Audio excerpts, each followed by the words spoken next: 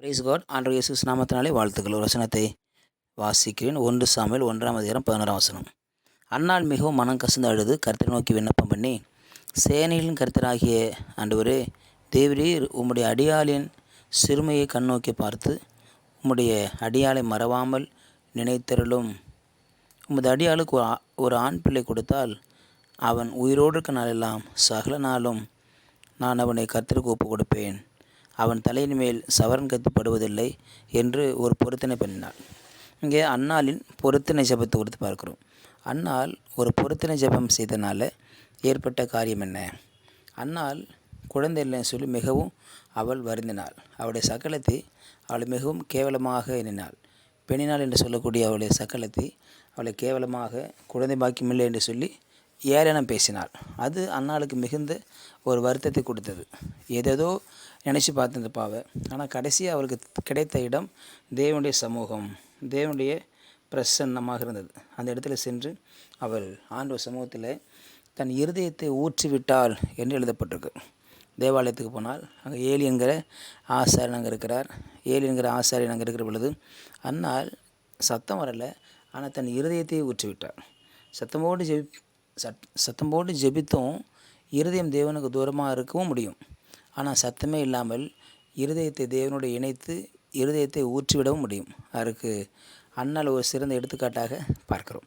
ஆகவே அன்னாள் தன்னுடைய இருதயத்தை தேவனுடைய சமூகத்தில் ஊற்றிவிட்டால், தேவனோடு தன்னை இணைத்து கொண்டால், தேவனோடு தன்னை சேர்த்து கொண்டால், தேவனோடு தன்னை சேர்ந்து அவள் ஜெபிக்க ஆரம்பித்தாள். ஆகவே தேவன் இருதயம் இவள் இருதயத்தோடு இணைந்திருந்தது. ஆகவே தான் இவளுடைய ஜெபத்தை கர்த்தர் நினைத்திருளினார் என்று சொல்லி அதே 1 சாமுவேல் 1:19 வாசிக்கிறோம்.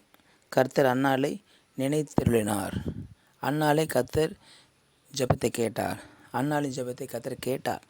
அதற்கு பதில் கொடுக்க தீர்மானித்தார்.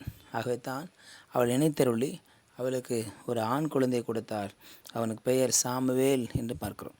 ஆகவே தேவன் அன்னாளின் ஜெபத்தை கேட்பதற்கு காரணம், அவள் தன்னுடைய சக்கலத்தை பெண்ணால் சொன்ன எந்த ஒரு வார்த்தையும் அவள் எதிர்த்து பேசவே இல்லை.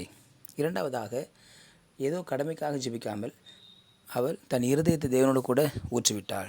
மூன்றாவதாக, பொருத்தனை பண்ணி ஜெபித்தாள்.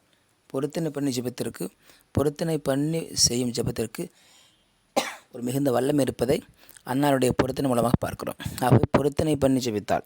அந்த பொருத்தனைப்படியாகவே அவள் 3 காளைகளையும் 1 மரக்கால் மாவையும் 1 துருத்தி திராட்சை ரசத்தையும் எடுத்துக்கொண்டு தேவனுக்கு பலி செலுத்தும்படியாய் அவள் சென்றாள். ஆக பொருத்தனை நிறைவேற்றுகிறவராக இருந்தாள்.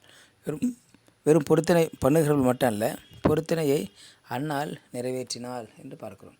நம்முடைய வாழ்க்கையில், நம்முடைய ஊழியத்தில், நம்முடைய குடும்பத்தில் ஆண்டவர் நமக்கு ஒரு காரியம் செய்ய வேண்டும் என்று சொன்னால், முதலாவதாக நமக்கு எதிராக வருவர்களுக்கு எதிராய் நாம் தூசிக்கவோ பேசவோ கூடாது. அதைத்தான் அன்னாள் செய்தாள். அன்னாளை அவளுடைய சக்கலத்தையாகிய பெண்ணினால் என்னென்னோ சொல்லி திட்டா. ஆனால் அன்னாள் அவளுக்கு எதிராக ஒரு வார்த்தையும் பேசவில்லை. இரண்டாவதாக, அன்னாள் தேவனுடைய சமூகத்தை நாடினாள். ஒரு மனுஷனை நாடி போகல, தன்னுடைய கணவனை கூட நாடி போகலை. கணவனை நியாயம் கேட்க கூட போகலை. நியாயம் போய் ஏன் இப்படி பண்ணுறாள்னு சொல்லி நியாயம் கேட்க கூட போகல. மாறாக தேவனுடைய சமூகத்திற்கு அவள் சென்றாள். மூன்றாவதாக, அவள் ஒரு பொருத்தனை பண்ணி ஜெபித்தாள். பொருத்தனை, ஆண்டவரே எனக்கு நீ செய்தின்னு சொன்னால் அந்த குழந்தையினோட தலையில் சவரம் கெடுத்துப்படாது. எனக்கு குழந்தை கொடுத்தின்னு சொன்னால் அவனை நசரேயனாக நான் வளர்ப்பேன். ஒரு குழந்தையை கொடுத்தின்னு சொன்னால் அந்த குழந்தை தேவனுடைய சமூகத்தில் வளர்க்க ஆரம்பிப்பேன். குழந்தை பால் மறந்த பின்பு அந்த குழந்தையை கொண்டு தேவாலயத்திலே அவள் விட்டு விடுகிறாள். பொருத்தனையை நிறைவேற்றுகிறதை பார்க்கிறோம். இன்றைக்கு நாம் அநேகர் பொருத்தனை செய்துவிட்டு சில நேரத்தில் பொருத்தனை நிறைவேற்றாமல் இருக்கிறவர் அநேகரை பார்க்கிறோம். ஆகவே நாம் ஜெபிப்பது மாத்திரமல்ல, பொருத்தனை பண்ணி ஜெபிக்கிற பொழுது அதில் ஒரு வல்லமை இருக்கிறது. பொருத்தனை பண்ணி ஜெபித்து பதில் வந்த பிறகு அதற்கு பொருத்தனைக்கு என்ன பொருத்தனை செய்தோம் அதை நாம் நிறைவேற்றி விட வேண்டும் என்று பார்க்குறோம். கடைசியாக, தன் இருதயத்தை ஊற்றிவிட்டாள்.